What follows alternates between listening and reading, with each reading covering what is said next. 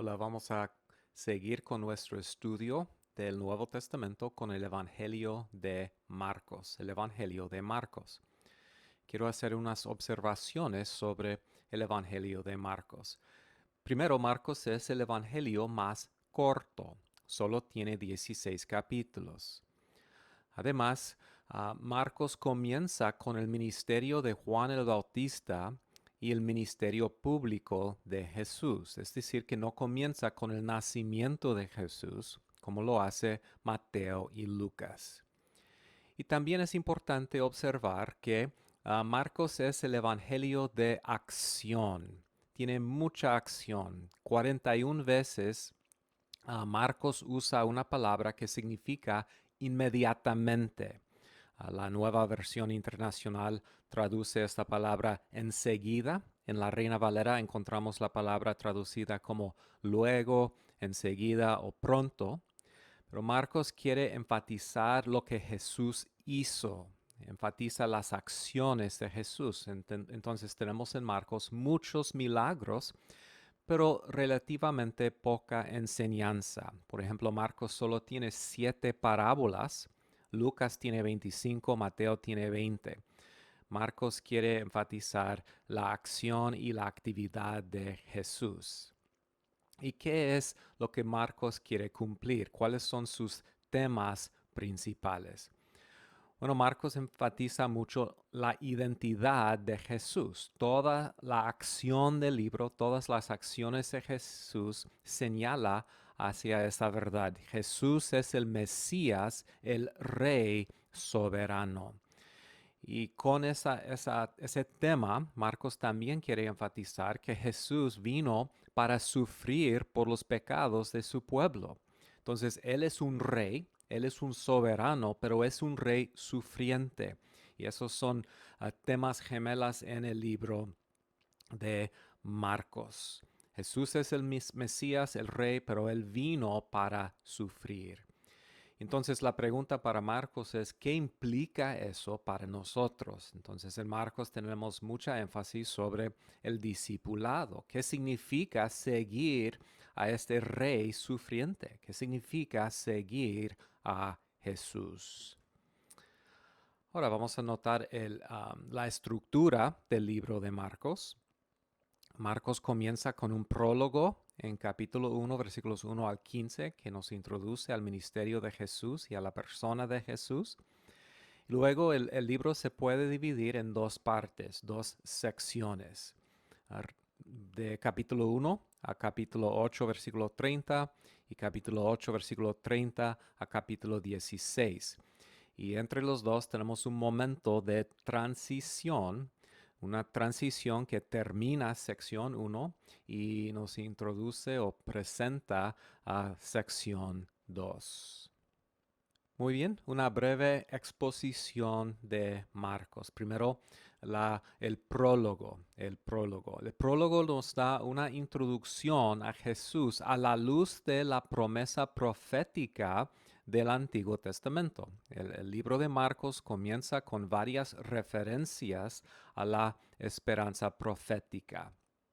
Y podemos ver eso inmediatamente en la introducción. Comienza Marcos así. Comienzo del Evangelio de Jesucristo, el Hijo de Dios. Sucedió como está escrito en el profeta Isaías. Yo estoy por enviar a mi mensajero delante de ti, el cual preparará tu camino.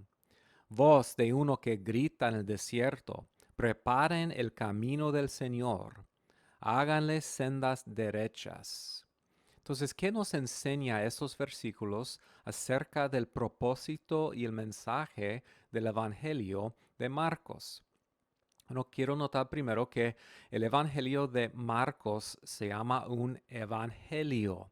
¿Ok? Ese género, este libro se llama un evangelio, que significa buenas nuevas. Ahora, ¿por qué? ¿Por qué usa Marcos la palabra evangelio para describir su historia? Esta no es una palabra inventada por los autores del Nuevo Testamento. Es una palabra que viene de los profetas, los autores del Nuevo Testamento, y Jesús usan esta palabra evangelio porque se encontró en el Antiguo Testamento. Quiero darles unos ejemplos de eso. Por ejemplo, Isaías 40, ¿okay? El pasaje que Marcos está citando aquí. Isaías 40, versículo 9 dice, Sión portadora de buenas noticias. ¿Okay? Es el Evangelio, es buenas noticias. El mensaje que se va a anunciar en Isaías 40 se llama buenas noticias. Súbete a una alta montaña, Jerusalén, portadora de buenas noticias. Alza con fuerza tu voz, álzala, no temas, di a las ciudades de Judá, aquí está tu Dios. Entonces, ¿qué es el Evangelio? ¿Qué son las buenas noticias de Isaías 40? Bueno, son las noticias de que Jehová mismo viene. Aquí está su Dios. Isaías 52, 7. Qué hermosos son sobre los montes los pies del que trae buenas nuevas, del que proclama la paz, del que anuncia ¿qué? El Evangelio, buenas noticias, del que proclama la salvación, del que dice a Sión, tu Dios reina. Entonces, otra vez, ¿qué es el Evangelio de Isaías? Es el mensaje de que viene la salvación de Dios y es un mensaje sobre el reino de Dios, tu Dios reina. También Isaías 61:1. El Espíritu del Señor Omnipotente está sobre mí, y aquí el Mesías está hablando, por cuanto me ha ungido para anunciar buenas nuevas, el Evangelio, a los pobres. Me ha enviado a sanar los corazones heridos, a proclamar liberación a los cautivos y libertad a los prisioneros. Entonces, el Evangelio es la historia de la vida de Jesús y de su cumplimiento de la expectativa profética del Antiguo Testamento. ¿Y qué es esa expectativa? Es la expectativa de que un día vendrá Dios por medio del Mesías, que vendrá el Cristo, el ungido, el rey mesiánico para establecer el reino de Dios. Entonces, el mensaje de Marcos es que ya se está cumpliendo eso. La buena noticia de la llegada del reino de Dios, proclamada por Isaías, ya ha comenzado. Así que se usa en Marcos de la misma forma. El Evangelio es acerca de Jesús el Cristo, el Hijo de Dios. La palabra Cristo es la palabra griego que significa Mesías o ungido. Jesús es el Cristo, el Rey ungido. Y como el Hijo de Dios, Él es el verdadero Adán y el verdadero Israel y el cumplimiento de las promesas de Dios a David en 2 de Samuel 7. Él vino como el Rey ungido, el Hijo de Dios, el Rey soberano. Eso es el Evangelio, esas son las buenas noticias. También Marcos enfatiza que la obra salvadora de Dios de venir y establecer su reino entonces ha empezado con la llegada del mensajero que prepararía su camino. La cita de versículos 2 y 3 de hecho viene de dos pasajes, de Malaquías 4 y de Isaías 40. Al citar la profecía de Malaquías, Marcos indica que ya ha venido el mensajero, el Elías, que iba a venir para preparar el camino de Yahvé y para preparar el corazón del pueblo de Dios. Malaquías 4, 5 y 6 dijo, Estoy por enviarles al profeta Elías antes de que llegue el día del Señor, día grande y terrible. Él hará que los padres se reconcilien con sus hijos y que sus hijos con y los hijos con sus padres, y así no vendré a herir la tierra con destrucción total. También cita Isaías 40. Okay, Marcos está indicando que Yahvé ha llegado y que el reino de Dios ha comenzado. Isaías 40:10 dice, miren, el Señor omnipotente llega con poder y con su brazo gobierna. Su galardón lo acompaña, su recompensa lo precede. Entonces, ¿qué es el Evangelio? ¿Qué son las buenas noticias? Son las noticias del cumplimiento de todo eso. Ha llegado el mensajero que ha venido para preparar el camino de Jehová en la persona del Mesías. Y el punto es que es un anuncio de que la obra redentora de Yahvé a través del rey mesiánico ha comenzado. El mensajero ha venido para preparar sus caminos y para preparar el pueblo de Dios. Y finalmente, en Marcos 1, 4 al 8, Marcos presenta a Juan el Bautista, el mensajero prometido. Y Juan es un personaje muy importante y muy interesante. Su mensaje, su forma de ser y aún su vestimento indica que él es el mensajero que está preparando la nación para la venida del Mesías. Acuérdense que Malaquías identificó al futuro mensajero que prepararía los caminos del Mesías, lo identifica como un nuevo Elías. No es interesante que la descripción que tenemos aquí de Juan el Bautista coincida con la descripción de Elías en el Antiguo Testamento. Según de Reyes 1:8 dice, era un hombre cubierto de pelo, con un cinturón de cuerdo ceñido a sus lomos. Respondieron ellos, es Elías el Tisbita, dijo el rey. Entonces, Marcos está describiendo a Juan igual como Elías fue descrito en el Antiguo Testamento para hacer esta conexión. Juan es el Elías prometido.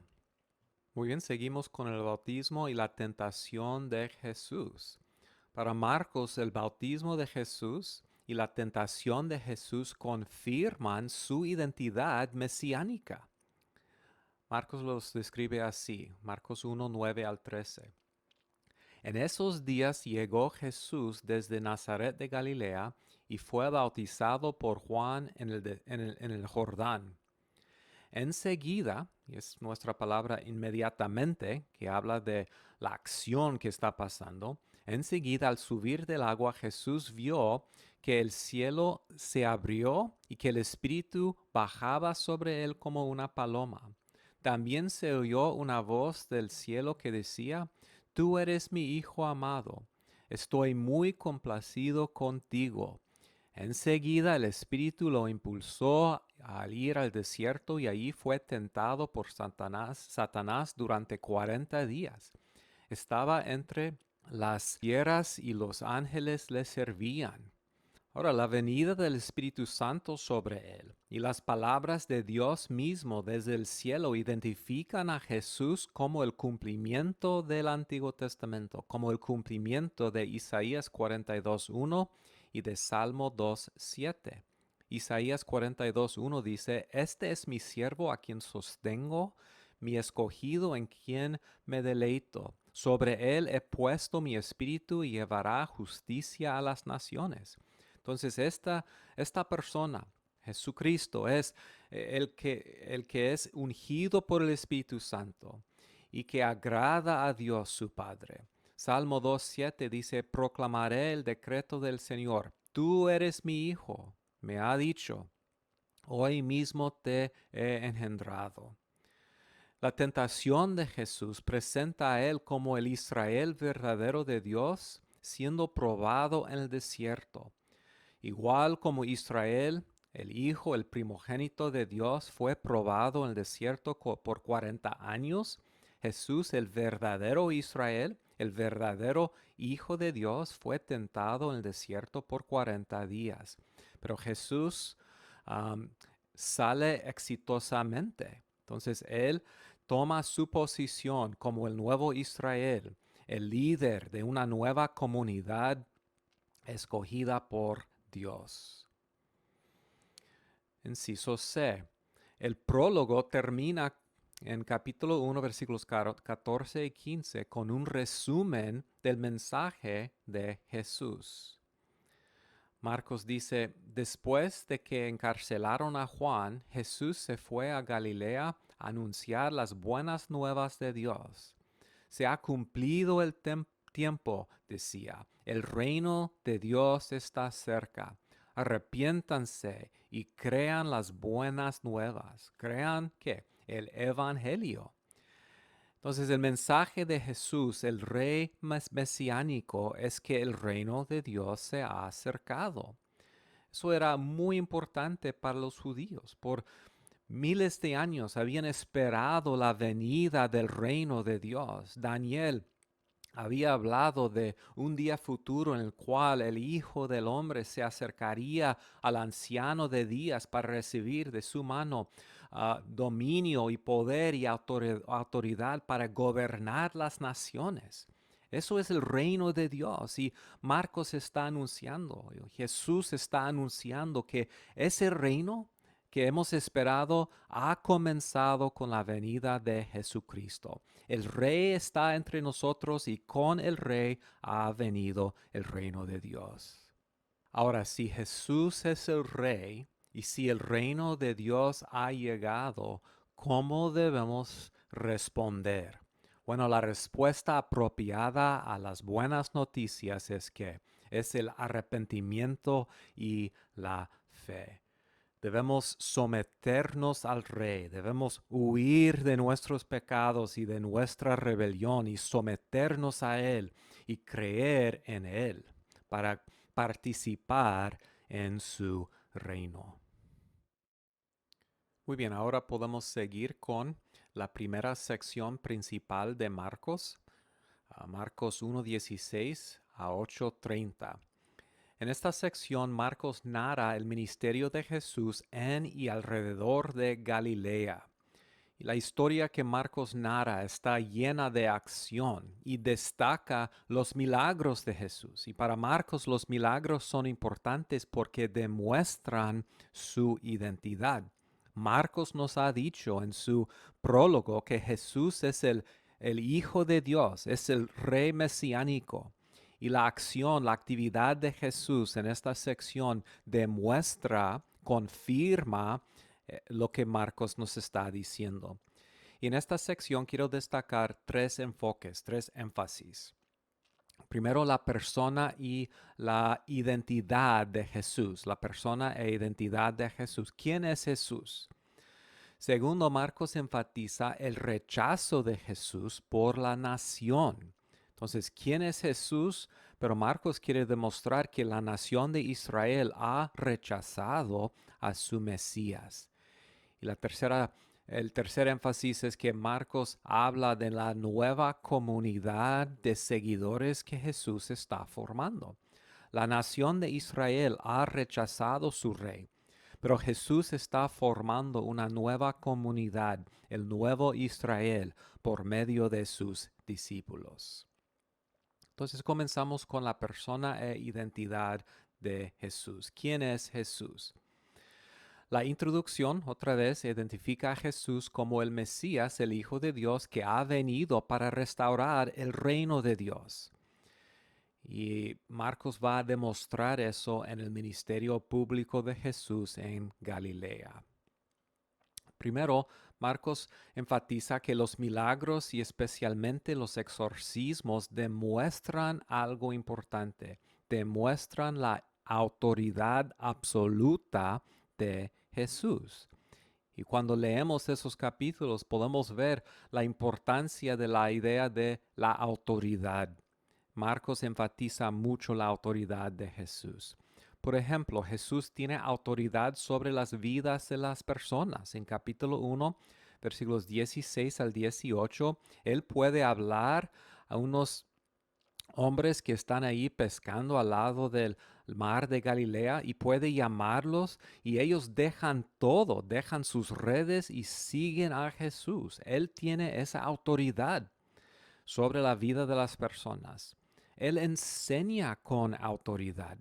En 1, 21 y 22, Marcos dice, estaron en Capernaum y tan pronto que llegó el sábado, Jesús fue a la sinagoga y se puso a enseñar. La gente asombraba de su enseñanza porque la impartía como quien tiene autoridad y no como los maestros de la ley. Los maestros de la ley citaron a otras autoridades y los grandes rabinos, pero Jesús habla con autoridad.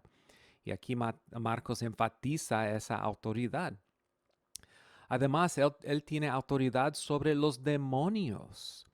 1:23 y 24 dice, de repente en la sinagoga un hombre que estaba poseído por un espíritu maligno gritó, ¿por qué te entrometes, Jesús de Nazaret? ¿Has venido a destruirnos? Yo sé quién eres tú, el Santo de Dios. Entonces el demonio reconoce la autoridad de Jesús, le teme. Versículos 27 y 28 dicen, todos se quedaron asustados y se preguntaban unos a otros, ¿qué es esto? ¿Una enseñanza nueva? Pues lo hace con autoridad. Les da órdenes incluso a los espíritus malignos y le obedecen. Entonces, todos reconocen la autoridad de Jesús. Además, Él tiene autoridad para sanar a los enfermos, aún con su palabra. Otra vez enfatizando la autoridad de la palabra de Jesús. 32 y 33 dice, al atardecer, cuando ya se ponía el sol, la gente le llevó a Jesús todos los enfermos y endemoniados, de manera que la población entera se estaba congregando a la puerta. Él tiene autoridad sobre las enfermedades.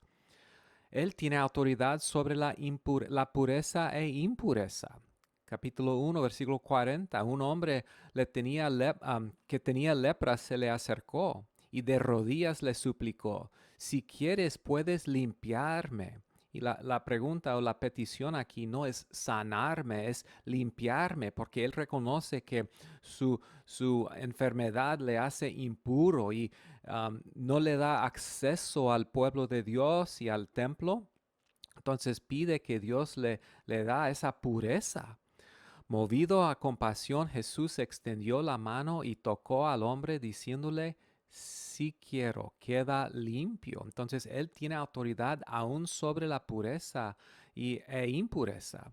Él tiene autoridad además para perdonar los pecados. 2:10.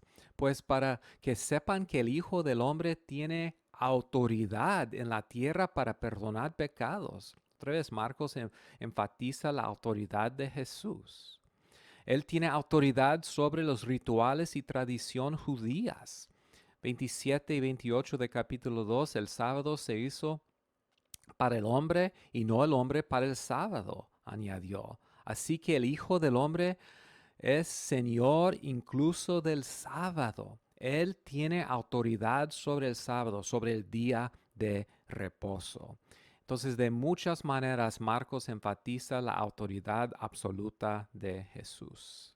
Otra estrategia de Marcos es que él enfatiza las preguntas que las personas hacen sobre su identidad. Acuérdense que la pregunta de esta sección es ¿quién es Jesús? Entonces las preguntas que Marcos introduce en la narración causan que los lectores reflexionan sobre su identidad. Él quiere que nosotros nos hacemos la pregunta ¿quién es este hombre? Y tenemos muchas preguntas en esta sección.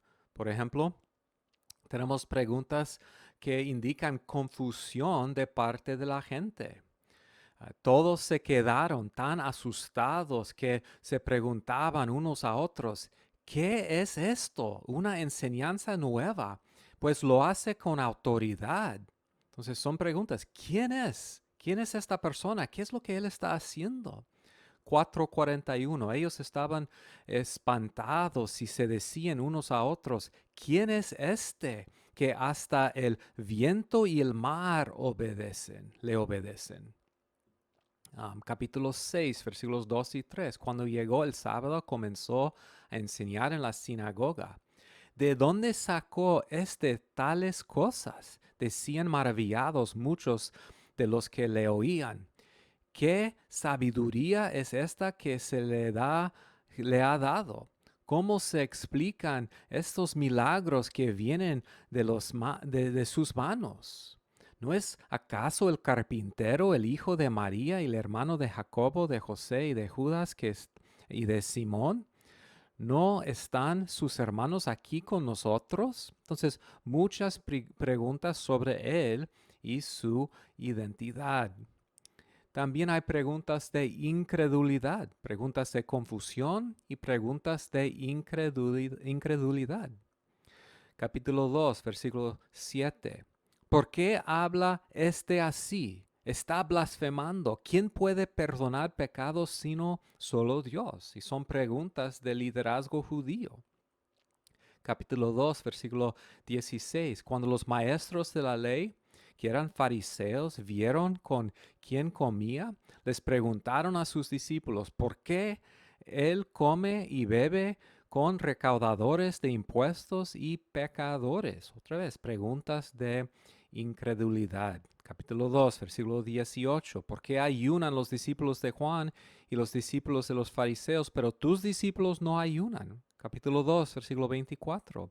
Entonces los fariseos le decían, mira, ¿por qué hacen lo que no es lícito en el día de reposo? Muchas preguntas que otra vez causan a nosotros, los lectores, hacer las mismas preguntas. Punto 3. Marcos presenta en esta sección 4 reacciones de personas diferentes a Jesús. Y es muy interesante cómo Marcos presenta diferentes reacciones. Primero, hablando de los discípulos, presenta a los discípulos como hombres muy confundidos. Capítulo 4, versículo 13. ¿No entienden esta parábola? Continuó Jesús. ¿Cómo podrán entonces entender las demás? 4:40. ¿Por qué tienen tanto miedo? Dijo a sus discípulos. ¿Todavía no tienen fe? Capítulo 6, versículo 52. Porque tenían la mente embotada y no habían comprendido lo de los panes. Entonces Marcos está comentando aquí sobre la confusión y falta de entendimiento de los discípulos. Capítulo 7, versículo 18. ¿Tampoco ustedes pueden entenderlo? Les dijo. ¿No se dan cuenta de que nada de lo que entra en una persona puede contaminarla? Vez tras vez, Jesús los regaña por su falta de entendimiento. Podemos ver eso también en capítulo 8. Al darse cuenta de esto, Jesús les dijo, ¿por qué están hablando de que no tienen pan? ¿Todavía no ven ni entienden? ¿Tienen la mente embotada? Es que tienen ojos pero no ven y oídos pero no oyen. ¿Acaso no recuerdan? Entonces concluyó, ¿y todavía no entienden?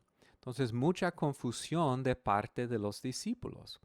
Pero hay otra reacción también, y es la reacción de asombro y emoción. Y vez tras vez Marcos comenta sobre el asombro y emoción de la gente, de las multitudes. Otra reacción a Jesús es la incredulidad. Y la reacción normal y constante de los líderes judíos es la incredulidad.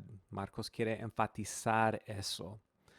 Pero lo que es interesante es que en la historia hay un solo grupo que siempre entiende, siempre reconoce la identidad verdadera de Jesús. Y esos son los demonios. Entonces, las multitudes realmente no entienden. Los líderes judíos no entienden. Aún los discípulos muchas veces no entienden, pero los demonios reconocen quién es. Capítulo 3, versículo 11, por ejemplo.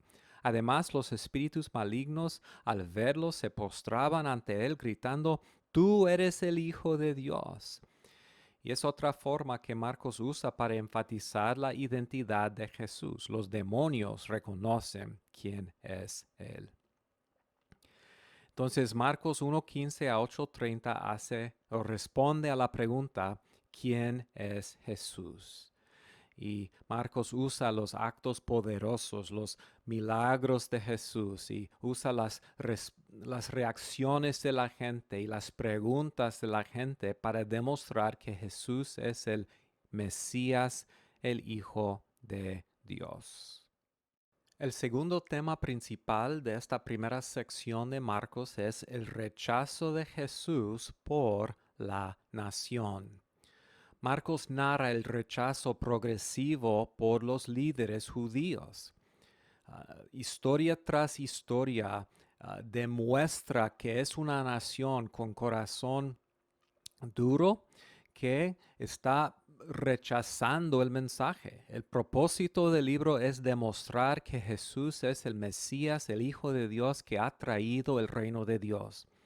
Esas son las buenas noticias, el Evangelio, pero la nación está rechazando eso. Entonces, vez tras vez, en la historia del sanar del hombre paralítico, ellos lo rechazan. Jesús come con pecadores, porque Él ha venido para salvar a los pecadores. Otra vez, se enojan los líderes judíos. Hay varias controversias sobre el día de reposo, varias controversias sobre el ayuno. Y el clímax de todo eso se encuentra en capítulo 3, versículos 5 al 6. Jesús les quedó mirando, enojado y entristecido por la dureza de su corazón, y le dijo al hombre, extiende la mano. La extendió y la mano le quedó restablecida. Tan pronto como salieron los fariseos, comenzaron a tramar con los herodianos cómo matar a Jesús. Y eso es su punto. Con todas estas controversias, la nación está demostrando su rechazo del mensaje del Evangelio. Y Jesús interpreta ese rechazo de una manera muy distinta. Dice que la nación está ciega como Isaías había dicho.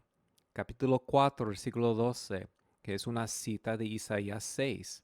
¿Para qué? Por mucho que vean, no perciban. Por mucho que oigan, no entiendan. No sea que se conviertan y sean perdonados. Capítulo 7, versículo 6. Él les contestó, tenía razón Isaías cuando profetizó acerca de ustedes, hipócritas, según está escrito. Este pueblo me honra con los labios, pero su corazón está lejos de mí. Entonces la nación será juzgada. Ha rechazado a su Mesías. Bueno, la nación está rechazando a Jesús, pero Marcos también demuestra que Jesús está formando una nueva comunidad de seguidores. Mientras la nación lo rechaza, Jesús está con sus discípulos formando una nueva comunidad, un nuevo Israel.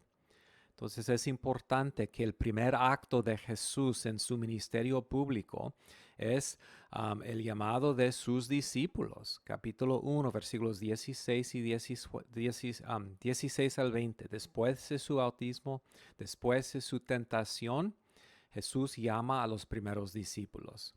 Dice Marcos, pasando por la orilla del mar de Galilea, Jesús vio a Simón y a su hermano Andrés que echaban la red al lago, pues eran pescadores. Vengan, síganme, les dijo Jesús, y los haré pescadores de hombres. Al momento dejaron las redes y los siguieron. Un poco más adelante, vio a Jacobo y a su hermano Juan, hijos de Zebedeo, que estaban en su barca remendando las redes. Enseguida los llamó y ellos, dejando a su padre Zebedeo en la barca con los jornaleros, se fueron con Jesús. Entonces, con esta historia, Marcos enseña que Jesús vino para llamar a una nueva comunidad de seguidores. Nos enseña que los seguidores han sido llamados a participar en la misión de Jesús. Ellos van a ser pescadores de hombres. Y aquí aprendemos algo muy importante acerca del discipulado. La reacción correcta a la llamada de Jesús es la obediencia y la entrega completa a Él. Es un llamado a seguir a Jesús con toda la vida. Eso es el discipulado verdadero. En todo eso, Marcos también enseña que en medio del conflicto que Jesús tiene con los judíos, él llama a un remanente de judíos verdaderos que forman el nuevo Israel, el pueblo de Dios. Capítulo 3, versículos 13 al 16 dicen, subió Jesús a una montaña y llamó a los que quiso, los cuales se reunieron con él. Designó a 12, a quienes nombró apóstoles, para que lo acompañaran y para enviarlos a predicar y ejercer autoridad para expulsar demonios. Estos son los 12 que él nombró. Entonces es una nueva comunidad. ¿Por qué son 12? Bueno, porque habían 12 tribus y ahora hay 12 apóstoles. Y él los llama sobre una montaña, igual como Israel se formó sobre una montaña en el Antiguo Testamento. Él está nombrando y restableciendo una nueva comunidad, un nuevo Israel. Entonces, ¿quiénes son realmente parte de esta nueva comunidad que Jesús está formando? Bueno, no son las personas que esperaríamos. Jesús identifica quiénes son realmente miembros de su comunidad. Marcos enfatiza que ni la propia familia de Jesús le creyó. Capítulo 3, versículos 20 al 21. Luego entró en una casa y de nuevo se aglomeró tanta gente que ni siquiera podían comer él y sus discípulos. Cuando se enteraron sus parientes salieron a hacerse cargo de él porque decían, está fuera de sí. Ellos pensaban que él estaba loco. Entonces, Marcos enfatiza eso. En el siguiente pasaje, Marcos enfatiza que otra vez que las autoridades no creen en él. Y luego en capítulo 3, versículos 31 al 35, vuelva a comentar que ni aun su propia familia le cree. Capítulo 3, versículos 31 al 35 dicen, en esto llegaron la madre y los hermanos de Jesús. Se quedaron afuera y enviaron a alguien a llamarlo, pues había mucha gente sentada alrededor de él. Mira, tu madre y tus hermanos están fuera y te buscan, le dijeron. Y noten cómo responde Jesús. ¿Quiénes son mi madre y mis hermanos? Replicó Jesús. Luego echó una mirada a los que estaban sentados alrededor de él y añadió, aquí tienen a mi madre y a mis hermanos. Cualquiera que hace la voluntad de Dios es mi hermano y mi hermana y mi madre.